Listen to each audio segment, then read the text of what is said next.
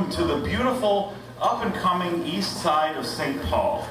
I absolutely love this brewery. I love King Avenue. I live in West 7th myself, and I've lived in West 7th since it wasn't a nice place to live. And we saw our neighborhood come around, and I see this neighborhood coming around, and it's just beautiful. And Sidhe Brewery here is a big part of that, and it's just a wonderful place to hold this kind of discussion.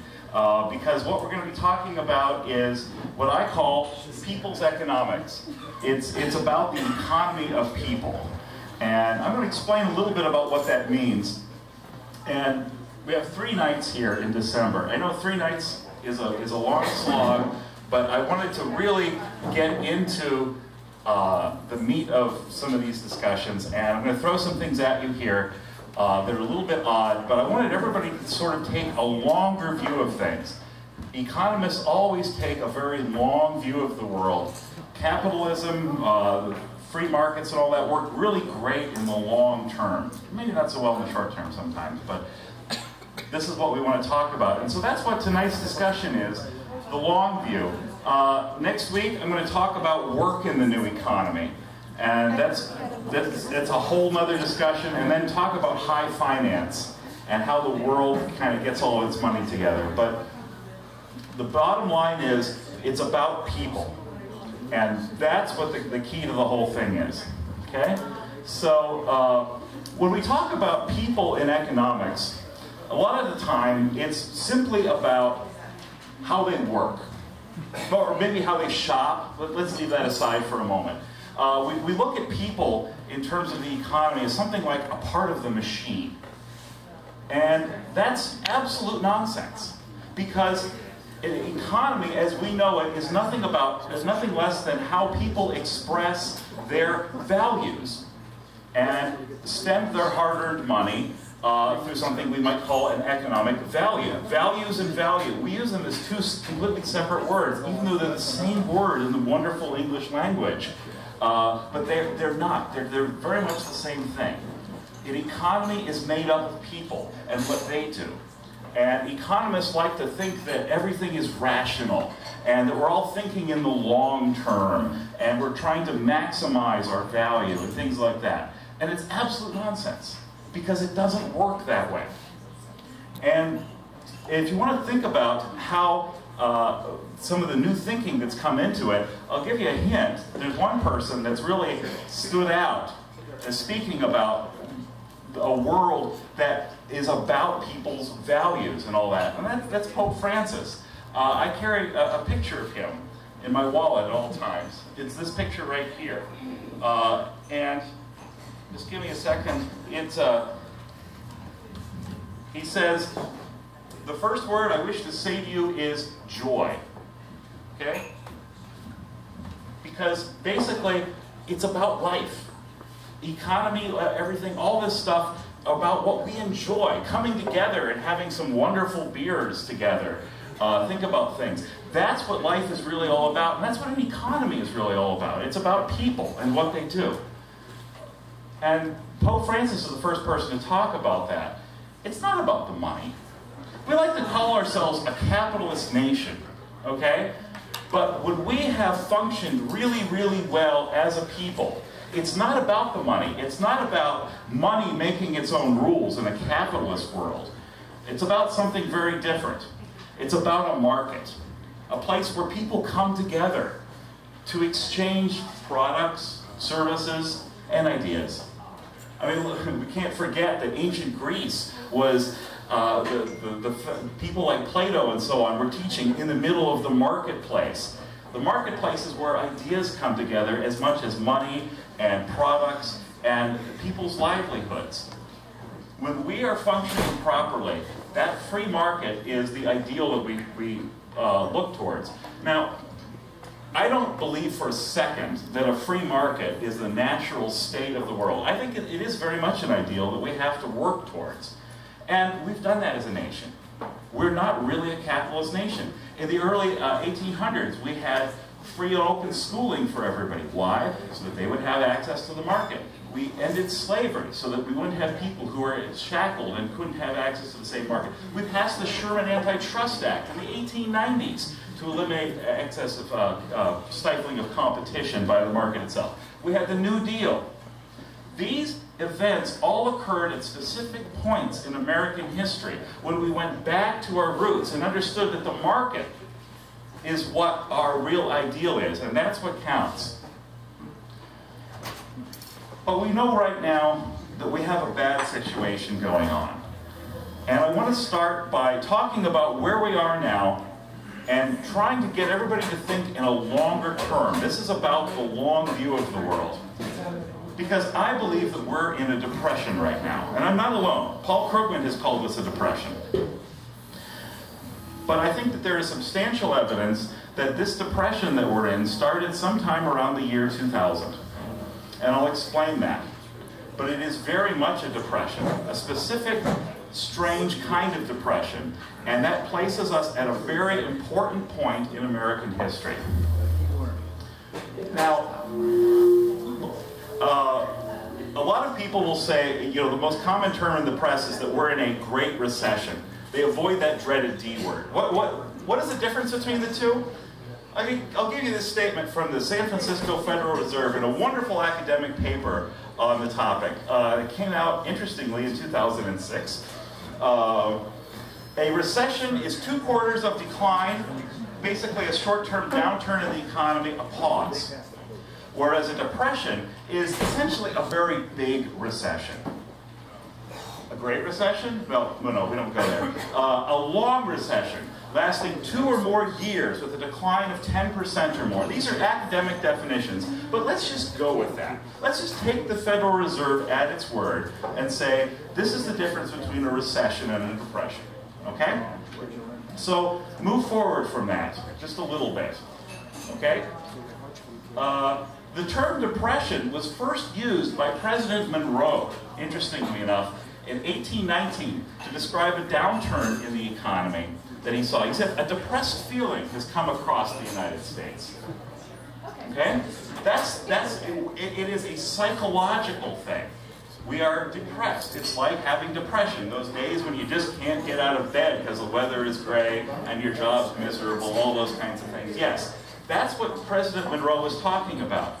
There have been many events like that in United States history. And I want to talk about this with respect to the 2 official recessions. They're shaded in gray. These charts are provided here by the Federal Reserve. So we've got all the official numbers and all there. And you can see, we had a recession in 2001 and a recession in 2008. This is a chart of the percentage of people that were working. And you can see that coming into it around the year 2000, we had 65% of the population had jobs. And boom, hit the gray area, recession, they go down. And it keeps going down, even into this recovery period. That's interesting in and of itself. Notice that the best we ever got was never quite the same as where we were when we went into it. How can you call it a recovery when you never got back to where we were in the first place? And then in 2008, as we all know, everything fell off a cliff. And we got to where we are today. Here's another figure to look at. How about median household income? This is what workers earned. Okay? The median household income adjusted for inflation. You can see, we came in at 2000. People were earning over almost $58,000 a year. Boom, we hit the recession here. You can hardly see the gray here, but fell off a cliff, never quite got back to where it was before. How can you call that a recovery?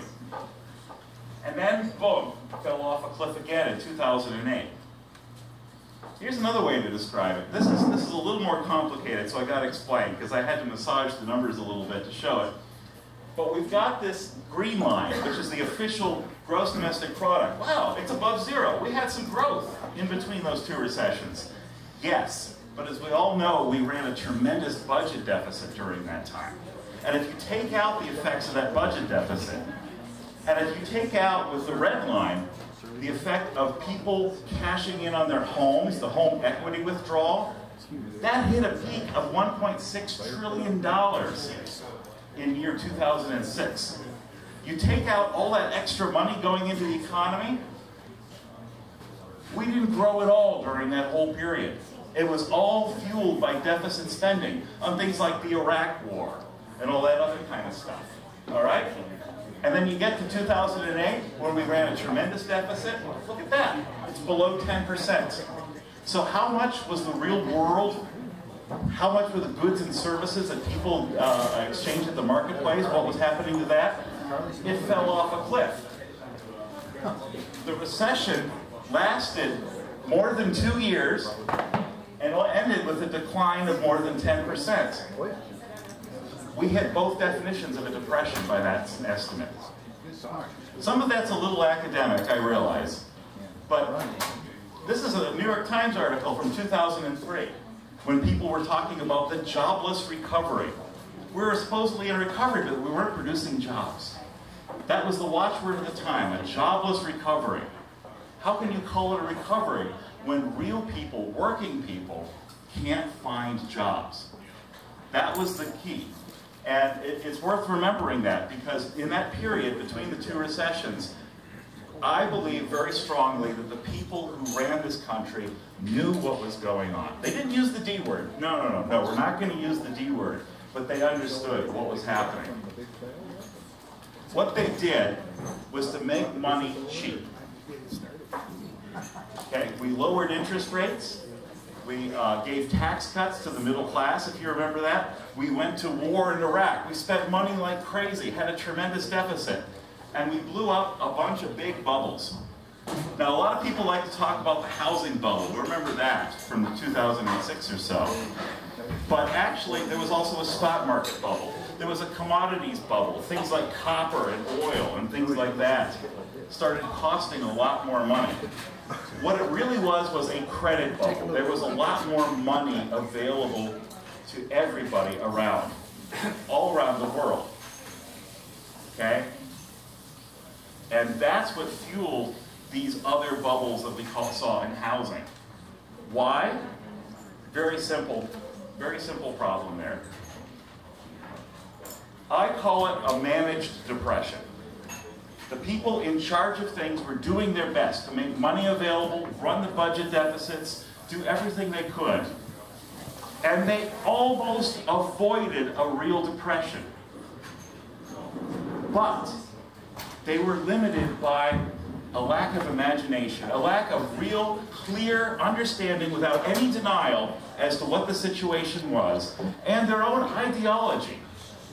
Okay? And when we get into the historical differences between the depressions, it'll be important. We almost avoided it. This depression was not as bad as the last one, the Great Depression. They did a pretty good job. The system sort of worked. The problem was this. A depression is a lack of demand, not a lack of supply. What they tried to do was manage the supply side. It's an economic term. We use it politically to describe the Reagan administration, for example. What it refers to is the money supply. How much money there is available for people to invest in things. And by managing purely the supply side, by making more credit available, they weren't increasing demand. They weren't giving people jobs. That's what was missing from the whole thing. There was not a demand for the goods and services being produced. So you can push on that rope all you want of increasing the money supply. What are you going to do with it? I'll talk about that more in coming weeks. But it's an important point. As much as they were trying to manage this depression, their ideology dramatically limited them. And this was during the Bush administration. So this is the other interesting point during that time. As I said, I firmly believe that our leaders understood what was going on. The best example is when Alan Greenspan retired in 2006. The man they called on to replace him was Ben Bernanke. I like Ben. I like Ben a lot. He grew up in South Carolina. His first job when he was a kid was bussing tables south of the border tourist trap. I don't know if you know that. He's a pretty good guy. But his PhD thesis was on the mistakes made by the Federal Reserve in 1929. And he's the man they hired to lead, to be the most powerful man in the world in 2006. They knew what was going on. They understood that we were in a situation like that. And they called on a guy who knew what was supposed to be done in a real depression. But that doesn't mean there were limits. And I want to go on to a video. One of the things that really irks me about all of the discussion of this, when you get to 2008, when things really fell off a cliff, most of the media will tell you, nobody saw that coming. We didn't see it coming at all.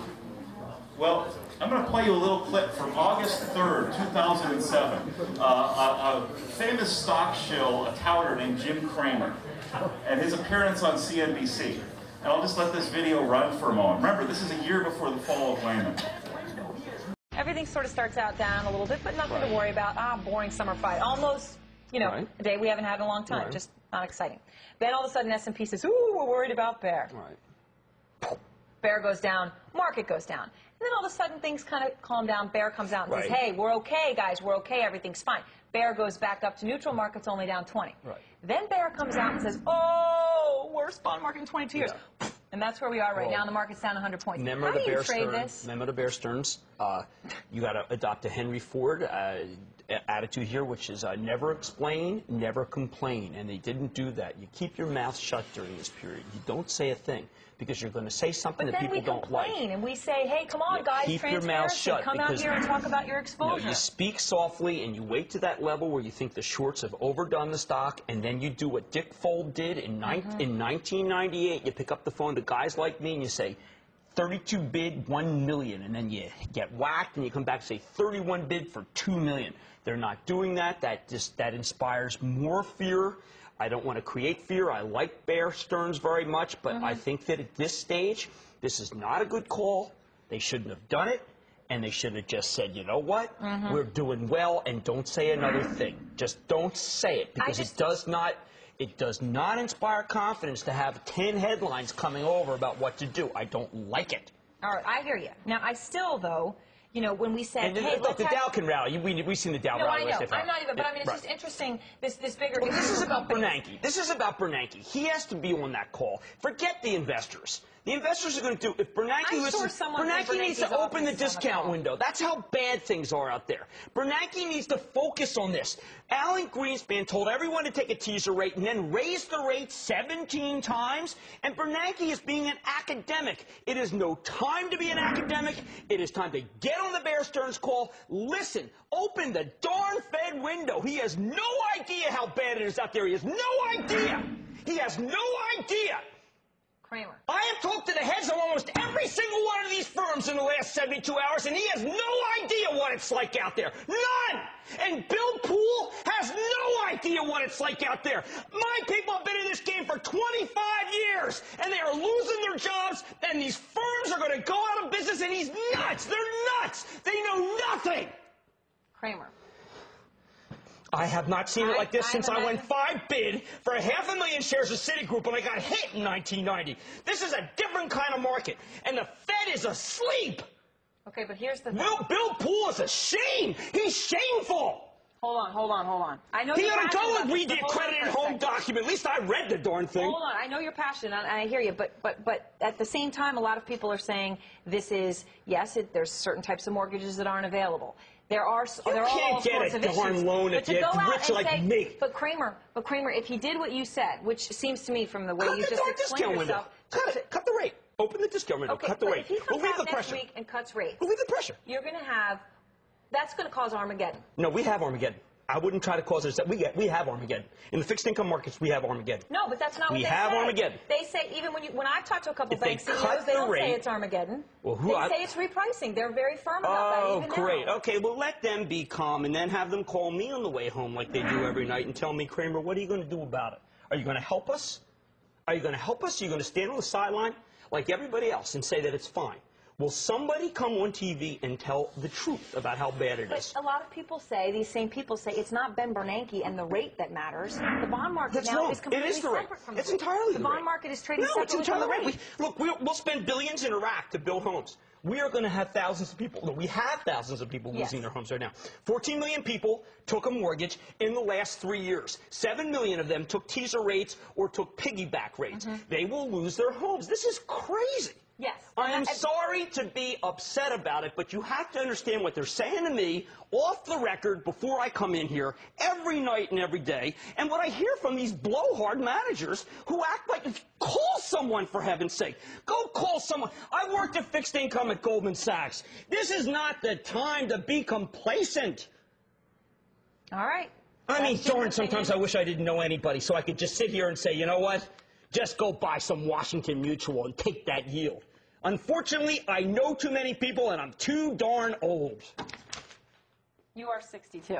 I've just been around 63. For too long. I mean, look, I got to tell you, he has got to listen to. He's got to call somebody. Bernanke has to call someone. He is. He just has to call. I can't believe he's just sitting there in his little gilded office. No, they're not calling anybody. Okay. And Bill Poole. I know what you Bill think of Bill Poole, Poole. listen to me. There was a president by the name of Hoover, okay? And no one thinks much of him now, the great engineer. And a quick reminder, all the recommendations expressed by Jim Cramer are solely his and are not the opinions of CNBC and may have been previously disseminated by him. Before acting on a recommendation, consider its suitability for your circumstances and consider seeking advice from your own financial advisor. Right? Okay. Whoops. Got a little feedback there. What Cramer is talking about, he's referring to Ben Bernanke and Bill Poole, of the president of the St. Louis Federal Reserve, said that they have no idea what's going on. All right. And that no idea what's going on is really important because, as I said before, our leaders wanted to make things better. They knew there was something wrong. They knew there was a situation. All right? I think the mic died. That's cool.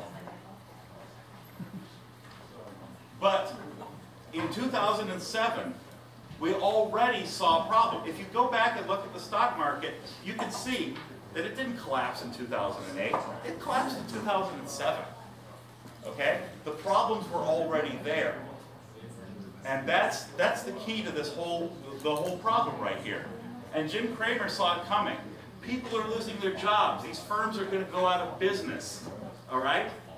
We all know that happened. And it did. Because nobody knew what was going on?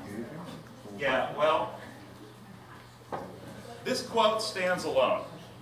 This is by Fabrice Touré. He was a trader with Goldman Sachs. And he sent this email through the Goldman system in January 2007 after landing a really big score. Standing in the middle of all these complex, highly leveraged exotic trades without understanding the implications of these monstrosities. He didn't even know what he was doing. He was selling this stuff. By the way, this guy's in jail now. Just so you're clear, okay? And this is what sent him to jail. But nobody really knew what was going on. That's the key to this. There was a little bit of denial still wandering around. They didn't understand. Nobody understood. We were in something like a depression. It wasn't just a big recession. And yes, everybody knew. In 2007. All right? By then it was already very clear. But you say to yourself, aren't we in a fabulous bull market? I mean, here's a graph of the S&P 500 for the last 5 years. Hasn't the S&P 500 gone up tremendously in the last 5 years? Well, let's take a slightly longer view of it. This goes back 15 years. That peak where we're at today, yeah. You adjust this for inflation, the net return on stocks over the last 15 years is almost exactly 0. All right? That's a depression. The net return on stocks is exactly 0. Now, maybe you don't want to call it exactly a depression for that reason, but let me lay on you now, we've expanded from where we are today back to the year 2000 a little bit. Let's go back just a little bit further here. This is the Dow Jones Industrial Average since 1900. And you can put it into these little boxes because it goes through periods like this where it doesn't really go up and down much. Pretty narrow bands, and then all of a sudden it shoots up. Those are the big economic expansion periods, and then it levels off for a while. And then it shoots up again. Here, where it started shooting up, about 1947. The war had ended. We're in the post-war economy. And then sometime around 1965, it leveled off. Didn't shoot up again until the mid-80s, when it went sky high, peaked up about 2000, and as I said, with inflation, it's been flat since then. This is adjusted for inflation, so it kind of levels everything out, and you can see that there are these periods of flat and then rising, flat and then rising. They're business cycles. This is nothing more than your basic business cycles, and that's where it gets really interesting. Because this man is Nikolai Kondratiev. He was an economist who was a dedicated communist. He was one of the architects of Lenin's first 5-year plan when the Bolsheviks took control of Russia and made it the Soviet Union. And in the early 1920s, he wrote a book about economic cycles. And he said, you know, it turns out that economies go up and down. There are these periods of when things work out and times when they don't work as well. And you can trace these all the way back to the Bible. In the book of Genesis, we see this. The story of Joseph and the amazing Technicolor Dreamcoat, played by Donny Osmond usually, it's about exactly that. He says, Pharaoh, prepare for the downtime. Pharaoh listens to him. Pharaoh's a genius. Everybody loves Pharaoh because he's got Joseph working for him. Joseph was the first economist in recorded history. That's all he was. And he understood what Nikolai Kondratiev came to understand, which was that from what Kondratiev could figure out, every 13 years or so, there were these different cycles that came through. All right? And he divided them into 4 periods. He divided them up by seasons, essentially. We start with spring, when everything blooms. There's a period of inflationary growth when everything has a chance to invest. They're going to give me a new mic. Wonderful. There are great opportunities. There's something for everybody. Does this thing work? Yeah. I'll just keep talking loudly.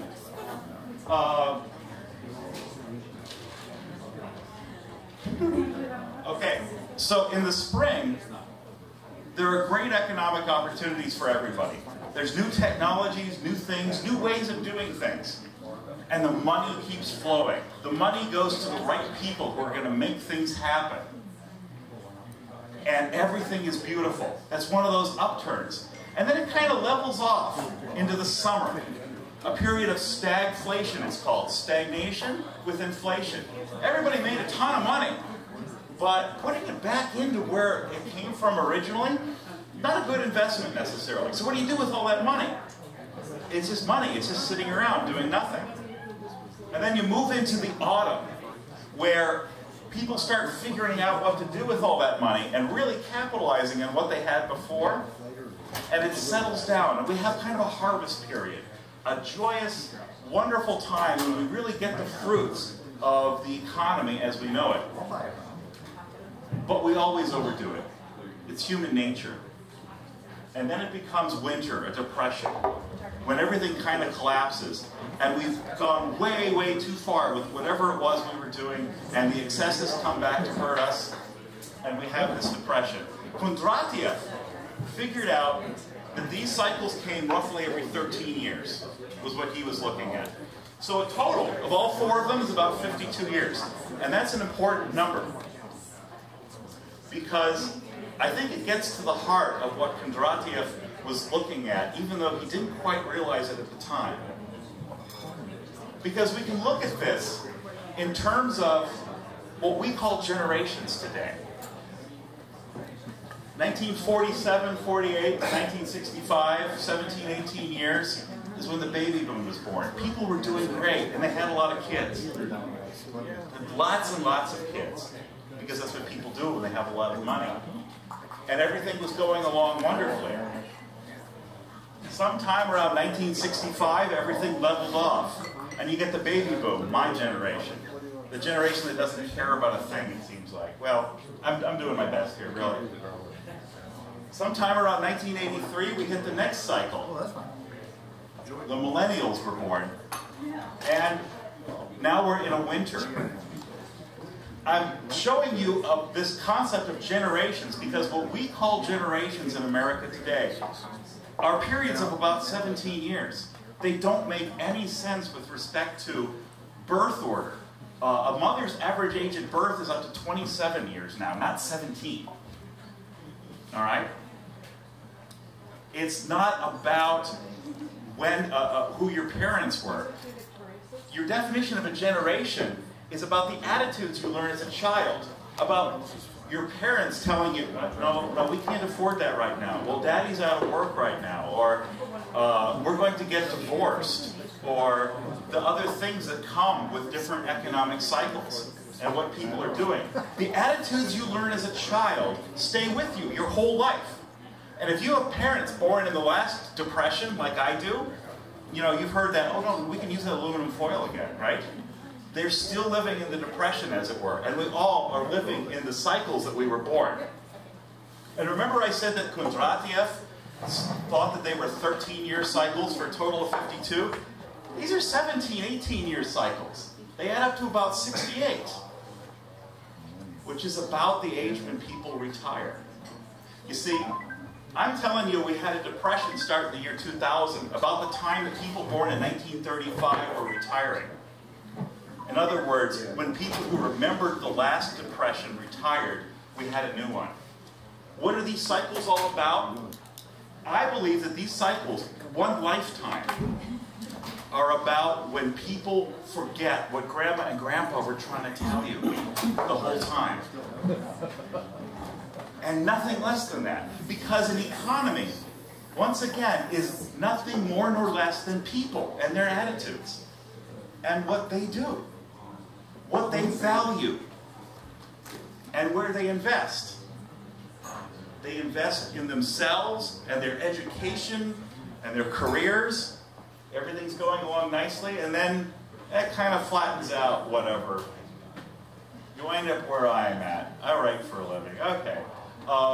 And then you have the millennials. If you know the millennials, you know, bless them. They have such great hope. Maybe someday the world will be great.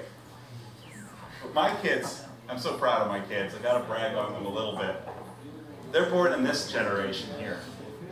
And I'll tell you what, if you know anybody who's going away to college about now, and their attitudes, maybe they're not going to college because they don't want to increase, they don't want to have the debt, they want to learn a good skill perhaps, go to a trade school. They're the depression generation. And they have those values, and they're going to keep those values their whole life. And that's what's going to make a difference. Here's the thing though. We've been there before. This is roughly the 5th depression in United States history. The first one with President Monroe. The last time we had a depression like this, we had a New Deal. Okay? Everything kind of fell apart. Now, a New Deal is not a new bargain. It's a new deal of the cards. The game had played out. It was time to start the game again. That's what a New Deal meant. And that's what we got the last time there was a depression. The time before that was what we called the Long Depression. That gave us the American labor movement. All of the wonderful things that came when we realized that we are basically a nation that's about open access to a free market, they come in these periods. And so when you look at those cycles and you say, well, winter is almost over. These things are really cyclical. Sit back, relax, don't worry about it. It's going to come. No! Spring is coming. And if you are a farmer or a gardener, you know that spring is when most of the work comes. We have work to do. Spring is coming, yes. That's not an invitation to sit back and do nothing. That means that we have a job to do. And that's, these people right here, there are millions of ghosts who went through the previous generations in American history that are looking at us right now, asking us, what are you going to do? What are you going to do now that it's your turn? And it's spring. It's time to get out and start working the fields. Now, it's not spring yet. As I said, I predict that about 2017, 2018. But in 2017, we're going to have a new president. Most likely Hillary Clinton, but maybe not. We're going to have baby boomers. Remember them? The peak baby boom was 1952 to 1956. They hit 65 years old in 2017. They're going to open up jobs for those millennials. A new generation is going to take over. There will be a spring. What it comes down to is this. What we harvest is what we plant. When spring comes, what will we be planting? What will we be doing? Now, as I said, there are millions of ghosts looking at us, asking us what we are going to plant. The people that created the New Deal, that created that whole last economy, that whole post-war boom that is finally over. We're finally exiting the post-war era. And they're the people who created the American labor movement. Okay, they're going to be wondering what we did. But let's forget about them for a moment. How do we get through the spring? What propels us? I'm going to lay something on you that's a little bit different. Because the situation we feel, you know, we're doing okay here. We can afford to have a few beers and talk about this stuff in the middle of a depression. Sure works out. How about a situation that's really dire? The year is 1988. Chile is run by Augusto Pinochet, a dictator who took over in 1972. And after 16 years of brutal, terroristic regime, in which people were... Chile is a nation about the size of Minnesota and Wisconsin put together, and roughly every other day, like clockwork, somebody was disappearing. The nation was terrorized. It came to a standstill. Unemployment was at 40%. America was putting pressure on Augusto Pinochet to resign. Pope John Paul visited and said, you need to go. And so what happened was, Pinochet said, fine, we'll schedule a referendum. We will have a vote. Should we continue the regime, yes or no? You have 6 weeks. 6 weeks to prepare a campaign to decide what the future of Chile is. Yes or no vote. Yes to continue the regime, no to stop it. Well, the opposition was outraged. Most of the people wanted to boycott. Say, forget it, this thing is rigged. We can't possibly win. Another group said, no, this is a chance to document the miseries. But a third group that won the day wanted to win. They wanted to beat it.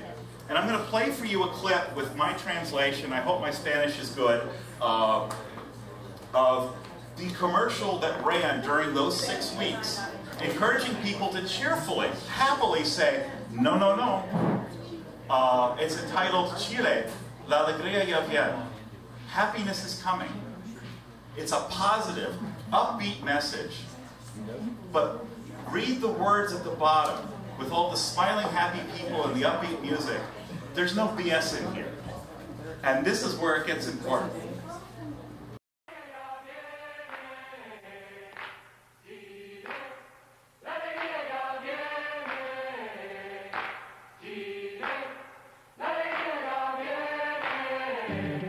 Porque diga lo que diga, yo soy libre de pensar, porque siento que es la hora de ganar la libertad.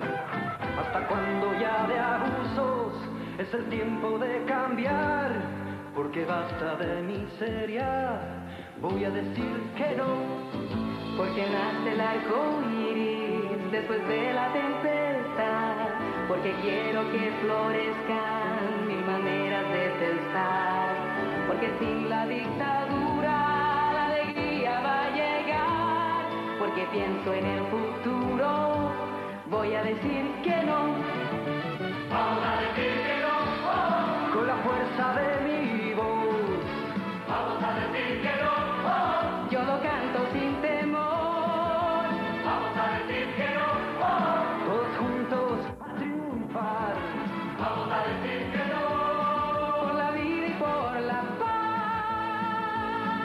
terminemos con la muerte, es la oportunidad de vencer a la violencia con las armas de la paz.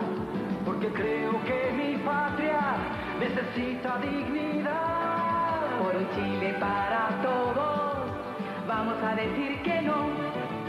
Vamos a decir que no, oh, con la fuerza de mi voz.